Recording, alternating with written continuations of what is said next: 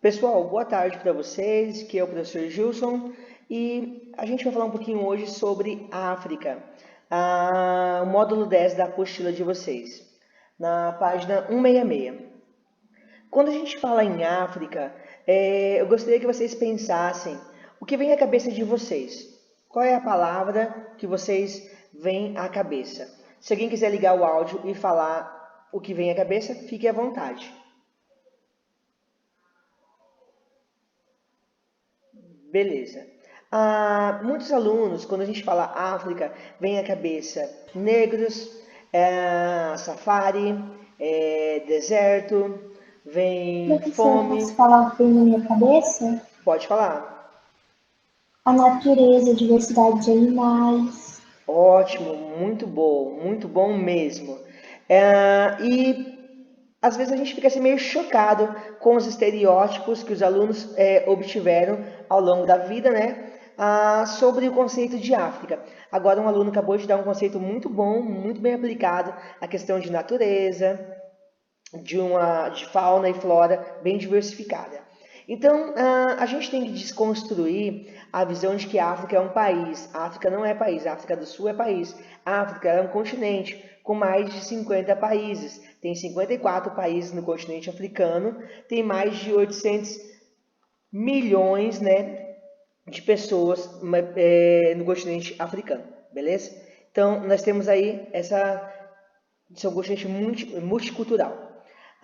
Quando eu falo de África, trata-se de um continente que corresponde 20% aproximadamente de toda a superfície sólida, de toda a superfície de terra do continente, ela pertence ao continente africano. 20% da terra sólida pertence ao continente africano. São mais de 300 milhões de quilômetros quadrados, onde encontra diferentes paisagens, diferentes povos, diferentes culturas e diferentes histórias. As características naturais do continente africano, elas resultam de uma diversidade paisagística onde se encontra na África florestas, savanas, estepes, vegetações mediterrâneas, deserto e oásis. Isso eu estou falando sobre a questão da vegetação. Ela tem várias diversidades também na questão de climas, né? A gente sabe disso. Atualmente na África vive cerca de 800 milhões de habitantes agrupados em 54 países lá. E esses 54 países, eles são divididos em 800 grupos étnicos. O que significa isso? Significa que em 54 países que tem dentro do continente africano, existe 800 grupos de pessoas dividido nesses 54 países, falando um dialeto diferente do outro. Ou seja, são grupos étnicos diferentes. O que significa grupo étnico, pessoal, professor? O grupo étnico, ele é um conjunto de pessoas que são caracterizadas pela mesma cultura, pela mesma religião e pela mesma língua, e que compartilham as mesmas histórias e a mesma origem. Isso é a definição de grupo étnico. Vou falar um pouquinho assim para vocês. Dar um exemplo. Uma determinada etnia, ela pode ser encontrada em diferentes territórios. Assim como um território, ele pode ter muitas etnias dentro dele. Então, basicamente assim, o continente africano, ele é dividido em 54 países, esses 54 países têm mais de 800 grupos étnicos falando idiomas diferentes, culturas diferentes, histórias diferentes. Então a gente percebe que ele é multicultural, né? Ele tem muitas culturas. Eles têm danças, eles têm artesanatos, eles têm livros, filmes, mas sempre foi assim.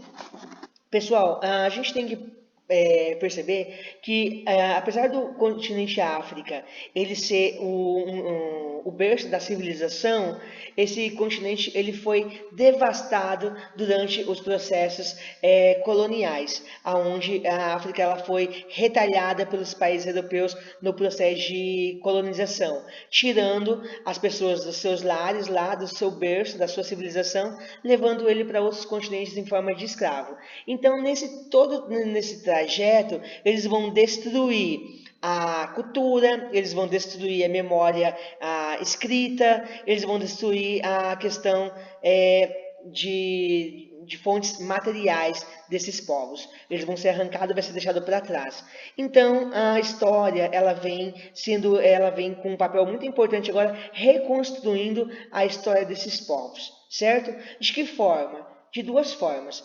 Ela vem construindo através de fontes históricas materiais e fontes históricas imateriais. Eu quero que vocês lembrem da aula de hoje, porque eu vou falar várias vezes sobre a questão da oralidade, e a oralidade é uma das principais formas que foram encontradas para registrar hoje a história dos povos africanos. Nós temos os contadores de histórias, que são os griots, nós temos os mitos, as lendas, enfim, muitas informações que são transmitidas hoje nos livros, porque elas vêm lá da questão da oralidade dos povos que são originários do continente africano, que foram transmitidas informações para eles ao longo da vida deles de geração por geração.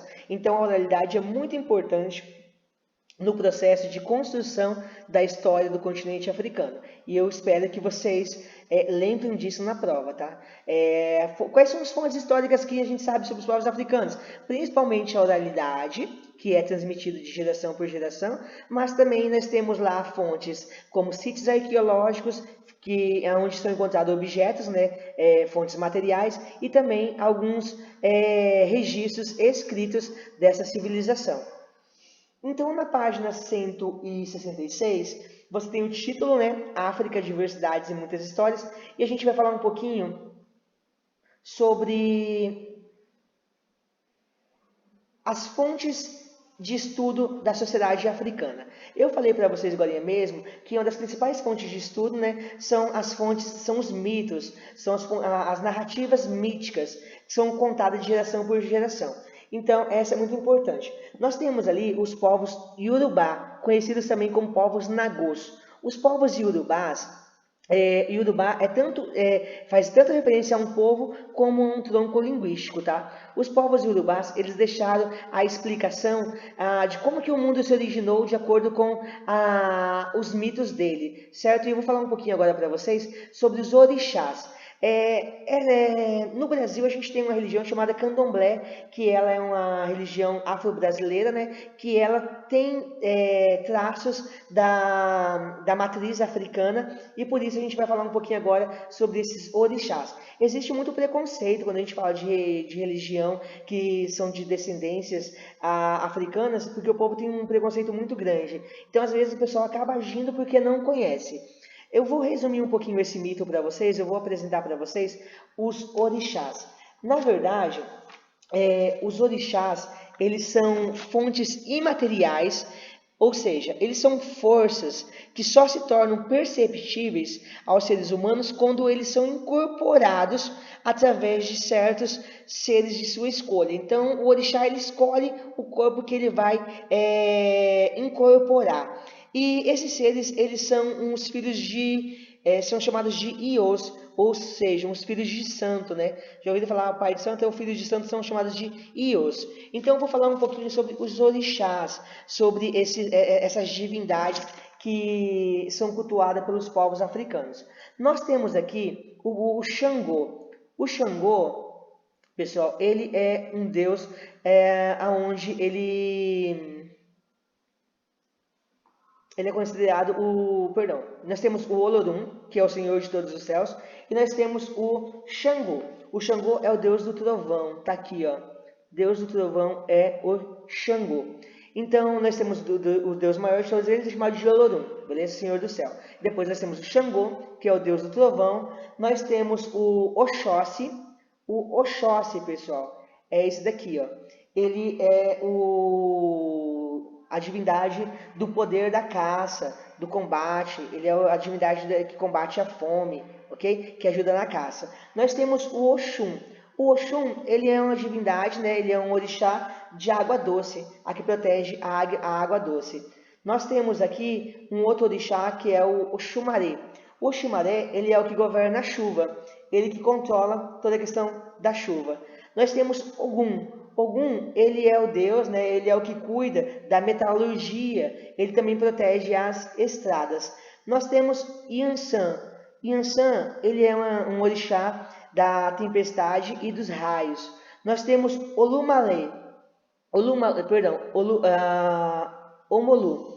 O Omolu, ele cuida da cura das doenças e da peste, né? Ele é o que cuida das doenças e pestes. Nós temos o Saim. O Saim, ele controla as folhas e o preparo de remédios, de medicamento, feito pelo Ossain.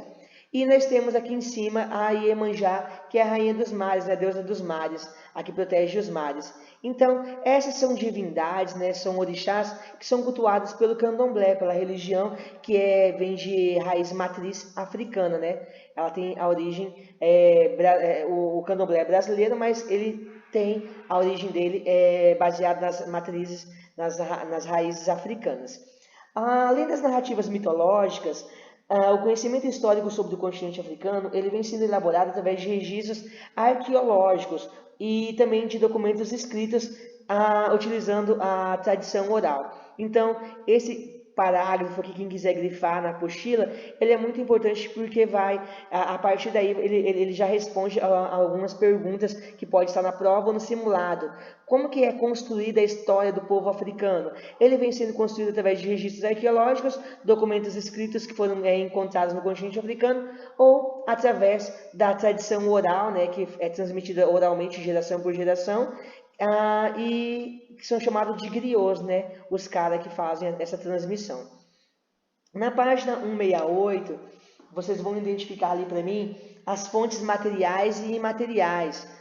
Nós já vimos lá no primeiro bimestre, fontes materiais é o que você pode tocar, fonte material é tradição, que você não, é o que você não pega. Então as fontes materiais, nós vamos ter ali assim, os objetos encontrados em sítios arqueológicos, textos escritos, livros antigos, enfim, esses são fontes materiais. As fontes imateriais são os contos, né, que são passados, os mitos, as narrativas que são transmitidas oralmente de geração para geração, ok? Na mesma página aqui embaixo, vocês vão ter um exercício, né, que fala sobre por que a história das sociedades africanas pode ser estudada e ainda não existiam fontes escritas. Por que algumas histórias das cidades africanas podem ser estudadas ainda que não existiam fontes escritas? Porque as cidades africanas podem ser estudadas por meio de sítios arqueológicos, né? Através de informações presentes em mitos, rico na tradição oral, e pela geração que passam umas para as outras os relatos, as crenças, os hábitos, o modo de pensar de cada povo. Então nós temos aí a atividade 1. Na página 169, nós temos ali o seguinte, muitas histórias. A maioria dos estudos arqueológicos reforça a hipótese de que os seres humanos surgiram na região leste central do continente africano. A África ela chegou a ser chamada de a Grande Velha Senhora, né? Por quê? Porque foi no continente africano que encontraram os vestígios das pessoas mais antigas, dos seres humanos mais antigos. Então, ela é um grande continente com muita história para ser contada, né? E essa história ela vem sendo reescrita aos poucos. Desde a origem, foram inúmeros grupos de seres humanos que habitaram o continente africano. Eles se organizavam a princípio da caça, da pesca, da coleta de frutas. É na África que vai criar as primeiras aldeias, vilas, reinos e impérios. E a partir dali vai formar, né, outras cidades, através da unificação desses pequenos reinos, se tornando eles impérios, né? Vem ali do continente africano que a gente começa a perceber a existência de forma de governo, né? Onde ele centralizava o poder em uma pessoa para governar todos eles, ok? A gente pode também, pessoal, olhar ali nas tradições que são as tradições milenares dos povos Khoisan, na página 169. Quem quiser grifar ali, pode grifar para mim. Os povos Khoisans, eles são povos que viveram há milhares de anos no centro e no sul do continente africano. Hoje em dia, alguns desses povos, eles ainda moram em aldeias ou em cidades, né? Mas muitos ainda sobrevivem no deserto. Eles vivem atualmente da caça, da pesca, da coleta de frutas e raízes vegetais, e eles não mudaram as suas tradições, né, desde a origem do surgimento desse povo, que é um dos mais antigos. O povo Khoisan, ele data aí a 1500 anos antes de Cristo já a existência desses povos. Você percebe isso no gráfico, no mapa, na página 169, onde fala povos Khoisan, na África. Eu vou pedir para vocês abrirem agora para mim a apostila de vocês vão ir mudando aí, grifando, na página 170, sobre os povos berberes. A prova de vocês vai cair questão sobre povos berberes. Isso é uma certeza que vai cair sobre os povos berberes. O que eu vou perguntar nas provas? Qual a importância dos povos berberes no contexto de formação daquele povo que vivia naquela região? Qual é a importância desses povos berberes? Os berberes, pessoal, eles percorreram rotas transsaarianas, chamadas rotas transsaarianas, onde eles atravessavam o deserto do Saara junto com as caravanas, né, dentro de caravanas. E esses povos berberes, eles levavam produtos da região norte para o povo que morava na região sul e pegava produtos da região sul e levava para a região norte. Então ele fazia o quê? Ele trazia uma troca de experiências entre povos do sul e do norte. Ele é muito importante porque ele vai ligar essas duas regiões, parte norte e parte sul do continente africano, que tinha uma área muito grande de região do deserto, né? Então a gente percebe aí que esses povos berberes eles vão ser muito importantes. O que você pode grifar dos povos berberes? Você pode grifar lá na página 170, o primeiro parágrafo, na segunda linha. Os berberes eles são comerciantes que atravessavam o deserto do Saara e se mantêm nômades ou seminômades, vivendo em tendas que armam entre os oásis e outro, né? Tipo assim, exemplo, eu vou explicar para vocês. No deserto são encontrados oásis. Os oásis, ele é uma espécie de, não vou falar ilha, porque tá no meio da areia. É um riacho com árvores por volta e onde eles conseguiam água dentro do deserto. Então, esse espaço é chamado de oásis. Você tem a definição de oásis também na página 170, nesse quadrinho aqui. São lugares onde a água é armazenada no subsolo, que vem até a superfície, sendo possível o crescimento de vegetação. Então, isso é um oásis no meio do deserto, ok? Onde eles tiravam todos os seus sustentos ali para sobreviver, né?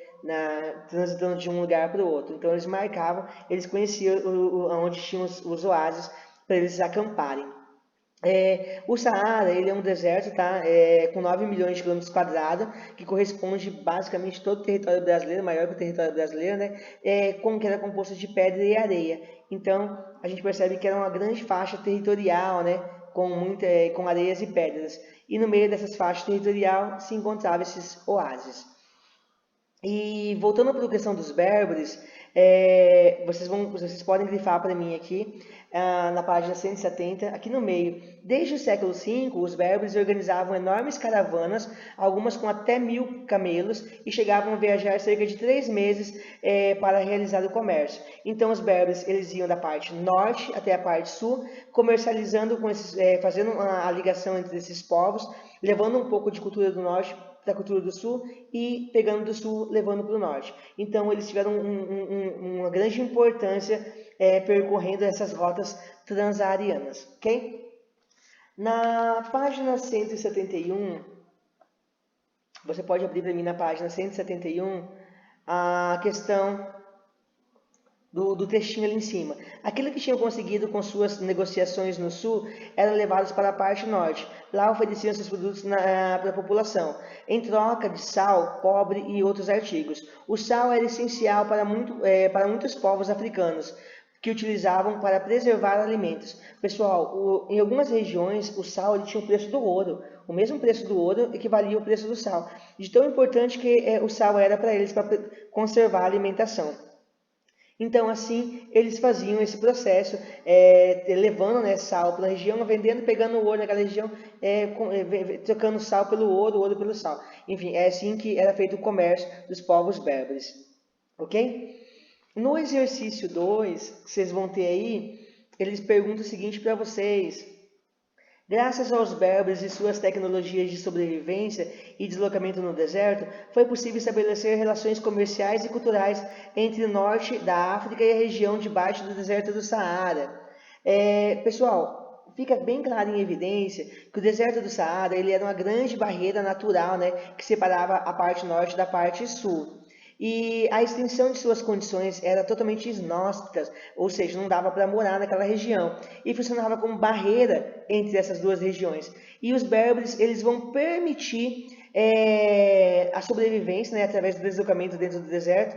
Eles vão atravessar esse deserto, levando produtos do norte para o sul e do sul para o norte, criando, né, as rotas que eu falei já algumas vezes para vocês aqui, que é as rotas transaarianas, ok? Vamos para a página agora 172, os antigos reinos e impérios africanos. O que você precisa entender aqui? Não precisa gravar nomes, tá? Porque eu não vou cobrar de vocês, mas precisam saber que lá na África teve o Império de Mali, teve o Império de Gana, teve o Egito, um grande reino. Nós tivemos a Moré, a cidade-estado, que também é formada por reinos. Nós vamos ter o reino de Axum e vamos ter também o reino do Congo e Swahili, que é Swahili, que é a região de um reino também formado no continente africano, ok? A gente percebe que são os maiores reinos que tiveram no continente africano. E isso no século XIII até o século XV, tá, pessoal? Há pouco tempo atrás, esses reinos eles existiram no continente africano. Alguns eles deixaram de virar reino e passaram a ser Estado federativo, né? Países formados em nação, criando algumas nações. Vou falar um pouquinho para vocês sobre o Soninké de Gana. O povo Soninké lá de Gana, que morava em Gana, é conhecido como o povo do ouro, né? Por quê? Porque a região de Gana, ela tinha muitas minas de ouro.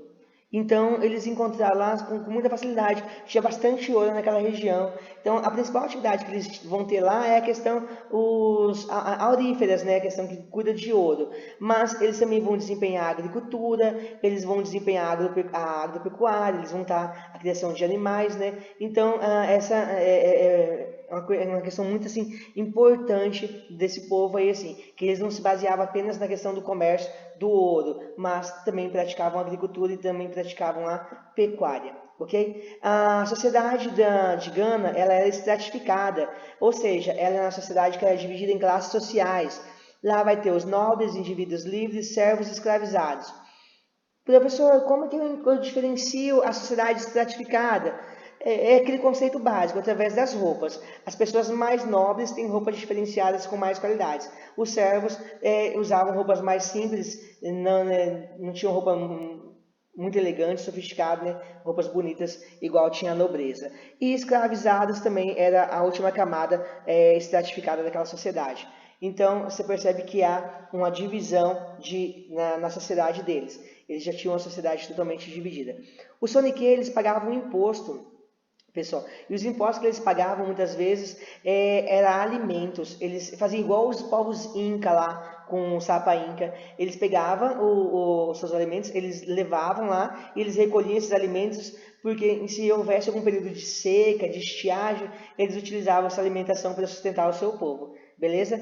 Gana, ela vai ter várias capitais, né, ao longo da história. Nelas, os Cayamangas habitavam os palácios, que eram as pessoas que controlavam no início lá, certo? Era cercado por muralhas esses palácios. Então, eram pessoas que já demonstravam seu poder através das suas habitações, né? Uma forma de mostrar o poder desses povos. A partir do século X, esses povos vão ser atacados pelos Sosso. Esse Sosso que ataca esse povo, ele tinha sido conquistado pelo Soninké anteriormente. Agora eles vão conquistar o Soninké e eles vão fazer com que os Soninkés sejam dominados, né, pelo Sosso e passam a respeitar, né, esse novo império que está sendo formado. Um outro império na página 174 que eu vou falar para vocês é o império dos Bantus, o reino de Congo. O Banto, pessoal, ele é um tronco linguístico, tá? Os povos Banto também é um tronco linguístico, é um reino fundado no sul da região do Congo. Os Bantos, eles são, na verdade, um conjunto de povos que são agrupados por afinidades étnicas e linguísticas. Esses povos se localizam no território da África Central e na região da centro-ocidental. ok? Que pega ali uma parte da África Oriental também, pegando uma parte oriental da África também, ok? Sobre os povos bantus, eles marcam a nossa história de certa forma, de certa maneira, porque eles vão influenciar aqui na cultura brasileira. O povo que é trazido para o Brasil em forma de escravo é de origem do Banto, então da etnia Banto, né? Então esses povos vão vir para cá, por isso a gente tem algumas palavras no nosso dialeto africano que foi incorporada devido a esse povo que veio morar não, né? Veio trazido para ser escravizado no Brasil. Dentro do reino Congo existia o Manicongo, que é o cara que controla tudo, o rei, o Netotila. Esse rei, ou Manicongo, né, o senhor do Congo, ele controlava toda essa sociedade. Mas como que ele controlava? Através de um juramento de fidelidade. Eles juravam fidelidade a esse Manicongo e esse Manicongo protegia essa sociedade. Ok? O Manicongo ele tinha uma grande autoridade, mas ele não tinha poder supremo dentro do Reino Congo. Dentro do Reino Congo havia um conselho, né, que era formado por lideranças das províncias, das aldeias ali assim. Então esse conselho era composto por 12 membros, sendo 4 mulheres compondo esse conselho que elas representavam os clãs dos avós dos reis anteriores, ok? Então é assim que era composto esse conselho. Na página 175, nós vamos ter ali a organização do reino. Como que era organizado o reino Banto? O reino de Congo, né? Esse reino de Congo, ele é organizado da seguinte forma. Na questão econômica, eles vão ter lá, assim, a agricultura, eles vão ter a pecuária, eles vão ter o artesanato. Então, na questão de econômica, eles vão ter essas atividades aí. Já na questão social, é dividido em Manicongo. Nós temos o Manicongo sendo o topo, o líder dos povos do Congo. Nós vamos ter uma guarda permanente, que é o exército, que cuida lá, que protege. Nós vamos ter os nobres, o chefe das aldeias, né, das vilas. Nós vamos ter os comerciantes e artesãos, que são os moradores dessas cidades, que basicamente movimenta todo o comércio. Vamos ter os agricultores, que produzem as alimentações, que vai subsidiar, né, que vai dar alimento para a sociedade. E a base da pirâmide, novamente, nós vamos ter os escravos, ok? É basicamente assim que se compõe a sociedade do reino de Congo.